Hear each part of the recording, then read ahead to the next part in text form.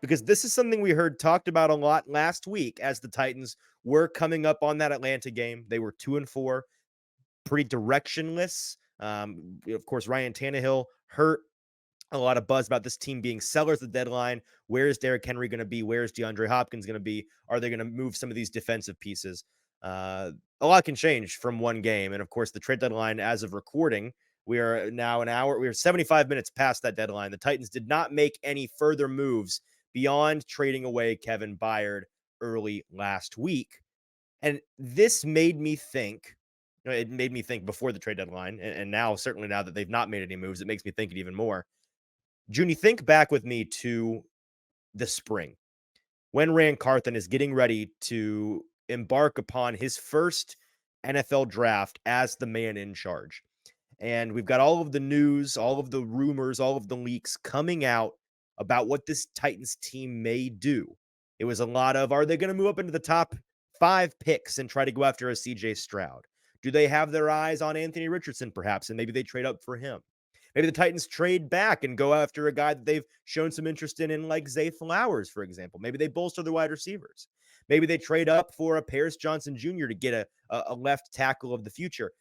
There were a lot of rumors flying about what this team would and wouldn't do. Do they have their eyes on Will Levis? And then, of course, day 2, a lot of rumors the Titans want to move up for Will Levis, and then they do. There was a lot of news, and a lot of it didn't come to fruition. And so back then, my takeaway from that circus was, okay, Rand Carthon runs a pretty different ship in terms of leaks, in terms of information, than what John Robinson did. With John Robinson, it was very much a nothing gets out style operation, right? It was keep everything in house. We don't want anything getting to the media unless we specifically want it to be in their hands. With Rand Carthon in the spring, I learned, and I feel like many of us learned, that his approach was kind of the opposite. It was leak everything, truths, lies, and everything in between. Just hit them with an offensive attack of information where there's contradiction from different reporters, different outlets have different things. And did this come from Vrabel? Did this one come from Rand Carthon? Like, who's in charge here? What are the Titans actually wanting to do?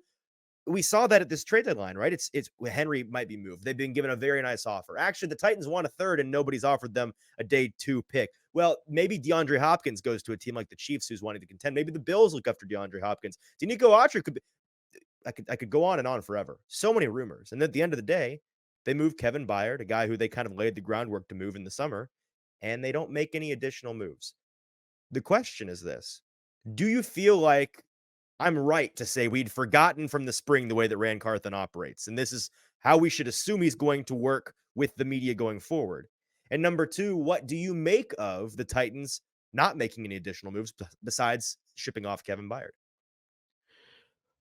Well, I think from what we have seen from this Titans organization, especially since, to your point, to the beginning of the draft, that things are going to get out and things are going to get released to the media. And I think that that's just going to be part of the norms that Titans fans are going to have to deal with. Now, for me personally, is it just Rand Carthon going to, his media outlet, or Mm, is it a combativeness between Vrabel going to his outlet, saying right. one thing, and then Carthon going to another?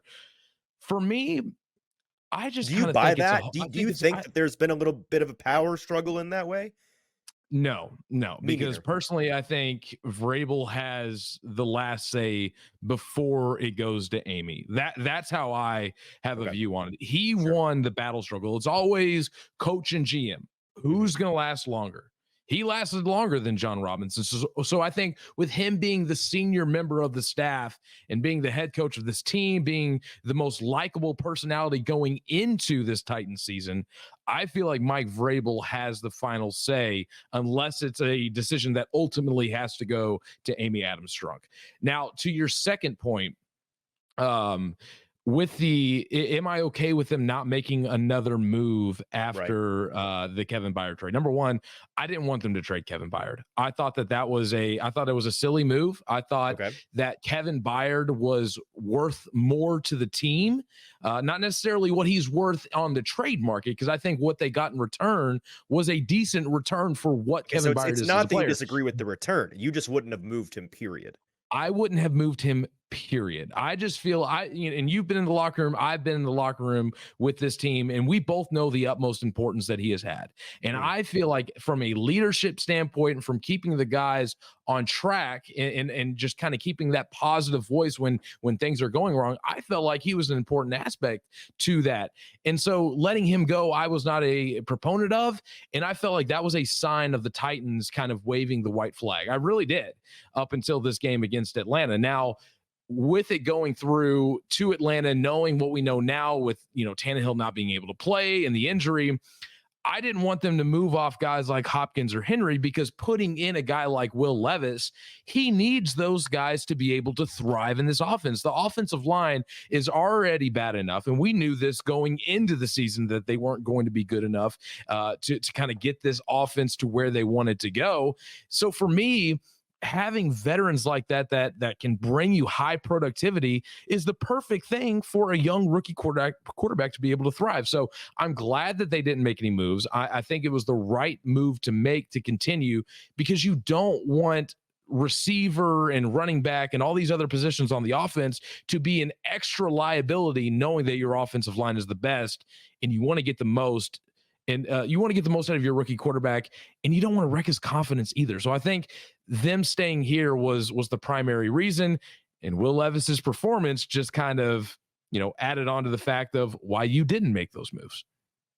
Absolutely understand the reasoning there, right? Wanting to set your young quarterback up, not just for success, but give him the best situation for him to thrive, have his best shot at proving himself. And from a selfish standpoint, you, the coach, you, the GM, putting him in a situation where you feel like you can fairly make an evaluation of what he is and then make a determination as to whether or not he's your future or not.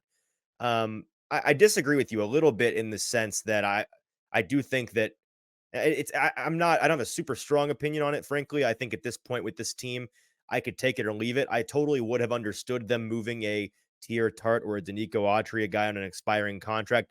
Only players, if they had managed to get anything for Christian Fulton, which I don't think that was for lack of trying. I think it was for lack of offers. Um, if a player is not in your plans for the future and they are on an expiring contract, excuse me, moving them for value now instead of letting them walk for nothing, I would have understood.